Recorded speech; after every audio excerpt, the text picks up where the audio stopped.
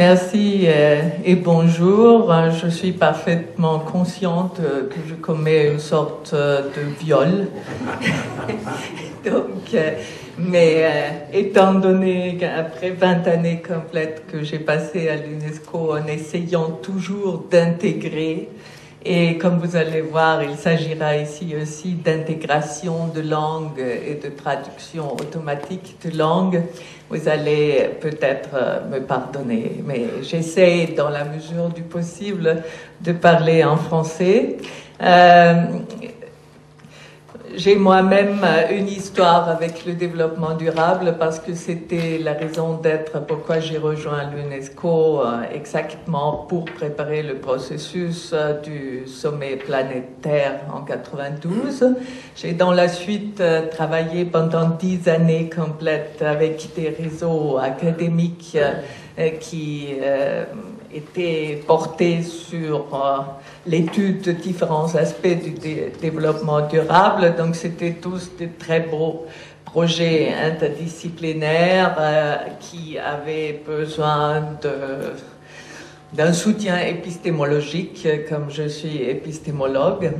Et ce qui m'a le plus frappé, c'est que l'aspect participatif était en effet ce qu'il y avait toujours de plus important dans tous ces réseaux, c'est-à-dire la coproduction du savoir, la validation des savoirs qui ne sont pas seulement imposés du haut par le rouleau compresseur international, mais qui émergent du bas. La validation a déjà été nommée aujourd'hui et j'en parlerai un peu plus. Voilà.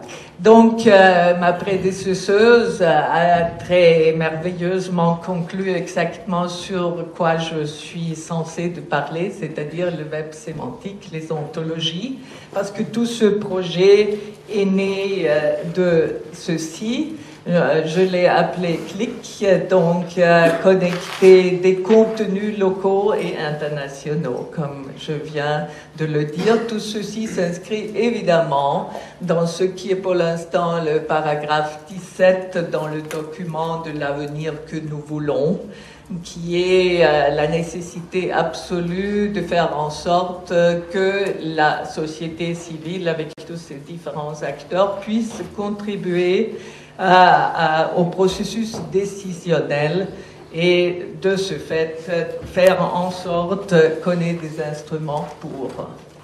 Donc, tout ceci a été développé dans le cadre d'un programme intergouvernemental, c'est-à-dire les gouvernements s'intéressent à la production de la science et notamment en sciences sociales qui est interdisciplinaire par vocation. Donc 35 gouvernements des 194 que nous avons maintenant à l'UNESCO, 35 gouvernements se portent régulièrement candidats pour contribuer à ce beau programme qui a un sigle intéressant qui s'appelle MOST, ça veut dire Management of Social Transformations, la gestion des transformations sociales. Ça, c'est seulement le cadre. Le projet que je vous montre, qui est donc une application de toute la belle théorie qui a été merveilleusement exposée par mes prédécesseurs, toute cette application porte là-dessus. Comment rendre disponibles des contenus produits dans de différentes contrées du monde. Évidemment, il y a là-dedans aussi le souci d'une coopération nord-sud et sud-sud accrue et d'une démocratisation au savoir. Une démocratisation de l'accès au savoir autant dans le sud qu'au nord. Donc, c'est à peu près, pour résumer ce que j'ai ramassé ici dans cette diapo, c'est-à-dire exploiter évidemment les différentes bases de données qui confluent à l'UNESCO et qui, elles, les rendent disponibles sans le moindre password, et ça c'est très important. Et voilà, faire en sorte que le savoir soit valorisé dans sa spécificité contextuelle, parce que vous êtes bien au courant quand il s'agit des processus décisionnels. Pour la plupart des cas, des chefs d'État, notamment d'États du Sud, sont dans la situation de devoir négocier avec l'IMF, avec des statistiques macro produites par la Banque mondiale. Ce qui est en soi une aberration et une grande tristesse par rapport aux jeunes chercheurs engagés qui ont tout le savoir culturel fin et spécifique, qui produisent des données de grande valeur. Et qu'est-ce qui se passe? Ces produits et données de grande valeur sont pour une grande partie jusque-là condamnés à rester ce qu'on appelle la littérature grise, c'est-à-dire même si le web donne évidemment la possibilité de publier ces données, ça n'arrive pas au niveau où ça pourrait entrer dans le processus décisionnel, parce qu'il faut quand même une certaine validation par les pairs, par les experts. Et c'est ça que cet outil vous propose de faire internationalement, gratuitement et orchestré par une organisation comme la nôtre, parce que j'estime c'est une des tâches nobles de l'UNESCO de mettre à la disposition de tout un chacun ce type d'outil. Donc évidemment en même temps, comme nous avons intégré le web sémantique, nous avons facilité énormément la recherche et la comparabilité. C'est ça qui est peut-être comment on dit, feature, qui est la chose la plus innovatrice dans cette application que je vais vous montrer. Donc, que ça démocratise l'accès au savoir, et c'est évident que ça améliore la qualité du discours politique. Nous qui sommes tellement débordés de discours politiques ces derniers temps, parce que nous sommes en période électorale, tout le monde voit le bien fondé si l'on peut élever un peu le discours, n'est-ce pas? Et ensuite, bon, la légitimation de laquelle Christian a déjà parlé.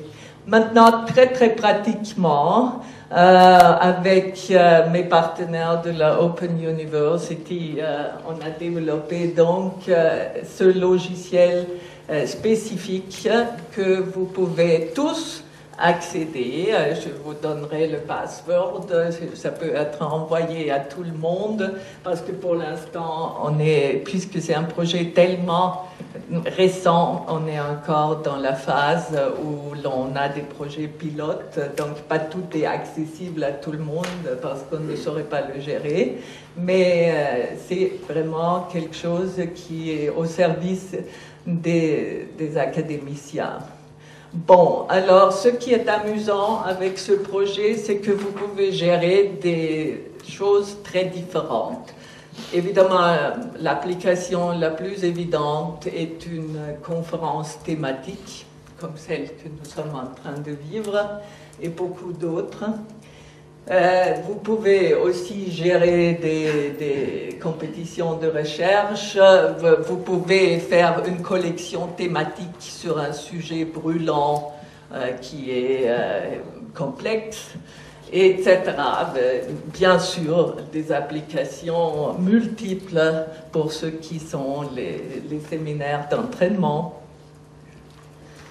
Et voilà, donc, pour ne pas prendre trop de temps, il y a là les rôles typiques qui seront ensuite dans plusieurs diapos explicités.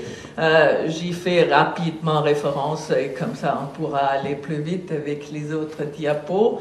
C'est-à-dire le classique approvisionneur de contenu est par exemple un jeune chercheur, mais il n'a pas forcément besoin d'être jeune.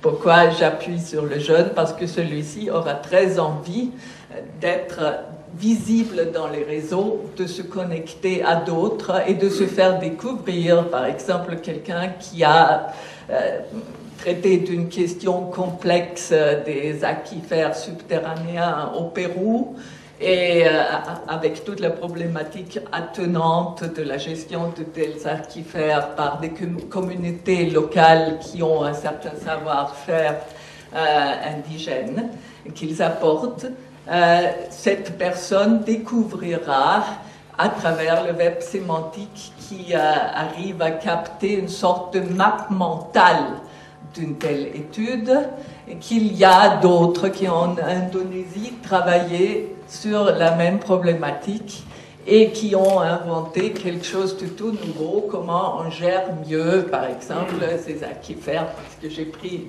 cet exemple. Donc, il y a une comparabilité à travers le monde et le jeune chercheur inconnu du Sud a là la possibilité d'être connecté avec des pairs à travers le monde entier. Et ça me semble quand même assez intéressant et pertinent. Et voilà, donc on a intégré les algorithmes qui dessinent le modèle de connaissance pour un texte. Ça passe à travers des hiérarchies de mots, mais quand même les algorithmes sont suffisamment développés qu'on puisse capter la même map mentale, même si elle n'est pas exprimée exactement dans les mêmes termes sémantiques dans un autre texte. Et comme ça, si l'on a, comme nous l'avons fait avec ce projet-là, si l'on est connecté à 142 bases de données comme nous le sommes pour l'instant, et ça c'est seulement les Britanniques, et nous serons très très bientôt connectés à Europeana, donc on aura accès aux repositoires digital en ligne qui incluront quelque chose comme quasiment 1 million de documents. Donc, vous arrivez, vous postez votre rapport de recherche et vous pouvez vous comparer à travers cet énorme convolu de recherche disponible pour voir qui travaille dans la même direction.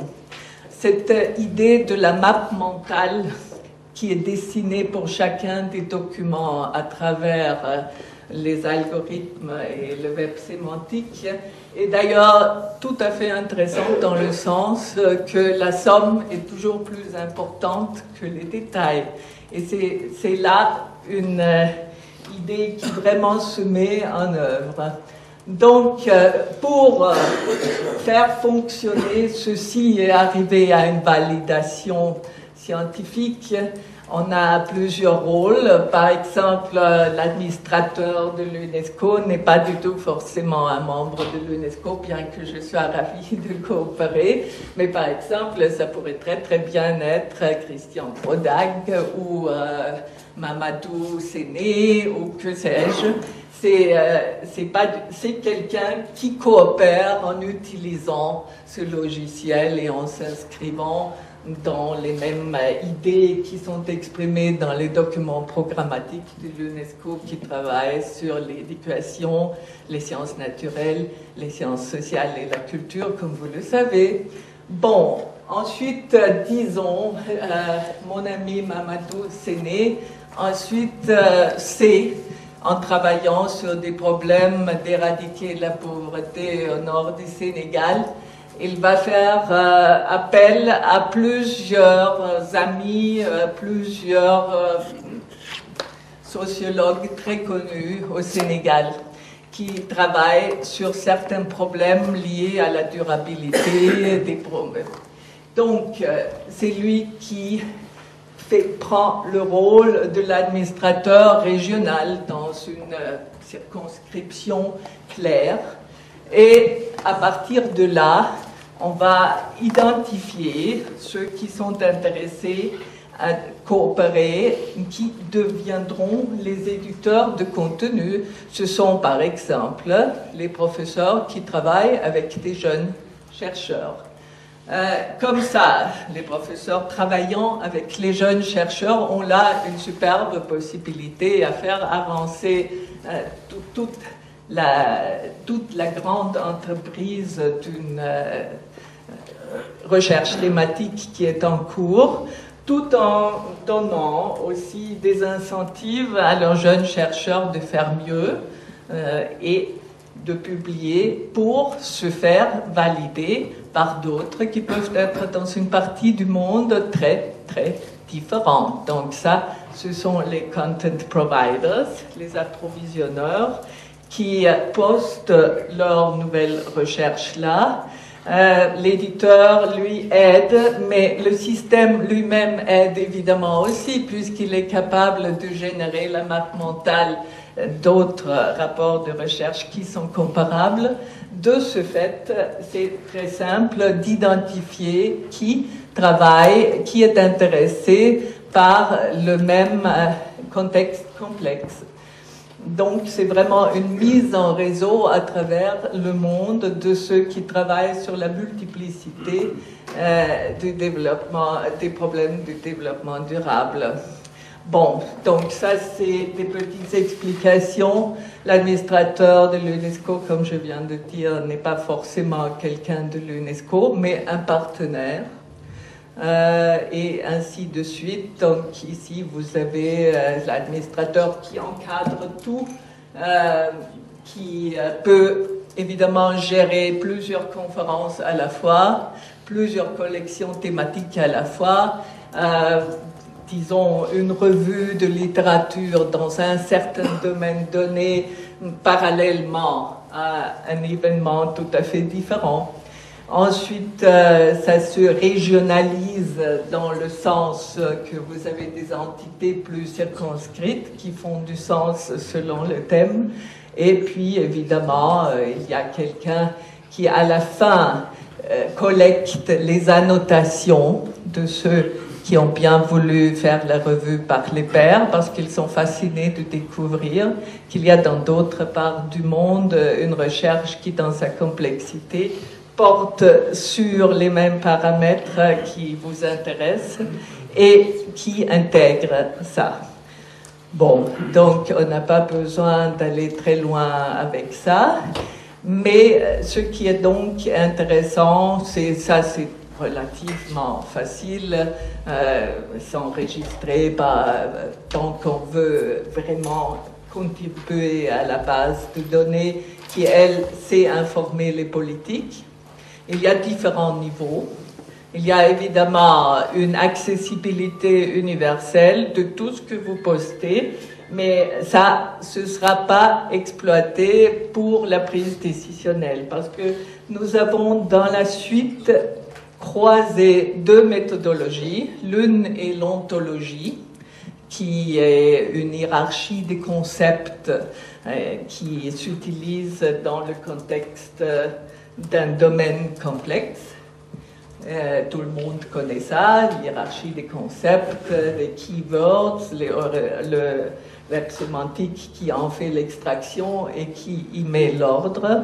Mais nous avons aussi développé la map mentale du décideur, qui est relativement simple. Le décideur a toujours besoin de savoir quelles sont les politiques en place, quelles sont les propositions qui sont sur la table, quels sont les acteurs et groupes de connaissances qui s'occupent à faire avancer l'agenda, et surtout, et avant tout, quels sont les différents aspects opérationnels si vous décidez pour une option politique. Donc, selon ces 5 grandes catégories, on fait ensuite, en croisant cette méthodologie-là avec l'ontologie, qui est déjà extraite par le web sémantique selon les différents thèmes sur lesquels vous travaillez, et vous pouvez à ce moment-là offrir à un décideur le service qu'il sache exactement quelles sont des options qui ont été développées dans les différents rapports de recherche disponibles dans le domaine qui l'intéresse. Et ce qui est le plus intéressant, c'est justement vous croisez là, par exemple, la recherche sur, que sais-je, le chômage des jeunes dans des quartiers difficiles, qui est une recherche sociologique tout à fait évidente, mais dans un tout à fait autre domaine, vous avez de la recherche sur des problèmes de criminalité, sur des mesures qui ont marché dans la pédagogie pour pallier la criminalité des jeunes, des incentives, des projets qui ont marché. Alors, vous croisez les deux, vous êtes un décideur, vous ne voulez pas vous encombrer de savoir qui sont ces scientifiques, ni voulez-vous lire toutes ces études. Vous voulez en extraire ce qu'il vous faut pour préparer le background de votre décision. Donc, ce qui est intéressant avec ce projet, c'est qu'il vous fait la grâce de pouvoir appeler des catégories qui vous intéressent dans des documents très, très différents. Bon, et voilà. Donc, le indexing, ça c'est clair, c'est le web sémantique et la fonction intégrée dans ce projet qui le fait maintenant. Avant, on l'a fait manuellement, le tagging. Bon, évidemment, la question qui est pour moi la plus brûlante est celle, oui, je termine, excusez-moi, la plus brûlante et avec laquelle j'aimerais conclure est celle de la traduction automatique. Donc, la traduction automatique est relativement simple en termes de web sémantique tant que nous nous sommes cantonnés encore au royaume des langues indo-européennes. Je dis royaume parce que c'est royalement simple en comparaison avec ce que c'est quand vous voulez développer vos algorithmes pour comparer des contenus entre le chinois et l'anglais. Et encore, avec les partenaires de la Open University, ils ont juste gagné un prix là-dessus. Maintenant, la pauvre UNESCO, qui doit désormais renoncer à la contribution des États-Unis, comme tout le monde le sait, du fait d'avoir admis la Palestine au rang d'un État membre. Et de ce fait, certains États membres ont donc coupé leur contribution, n'est même plus en mesure de financer les 2500 livres sterling ridicules que ça coûte de faire l'adaptation de tout ce beau projet qui est pour l'instant en anglais vers le français. Ce n'est pas plus cher que ça. Donc, c'est aussi un petit peu un appel à la francophonie de nous aider parce que c'est ce qu'on appelle peanuts, c'est vraiment des cacahuètes qu'il faut pour toujours donner un véritable coup d'avance. Donc, pour les langues qui sont les langues pertinentes dans la francophonie, on pourrait faire beaucoup, on pourrait dans un minimum de temps, parce que ça prend très peu de temps l'adaptation au français, hein, on pourrait faire ça dans 3 semaines. J'ai clarifié toutes les technicalités et aussi les heures de travail la semaine dernière. De même pour l'espagnol, de même pour d'autres langues indo-européennes. Donc pensez-y, je serais ravie de travailler avec vous.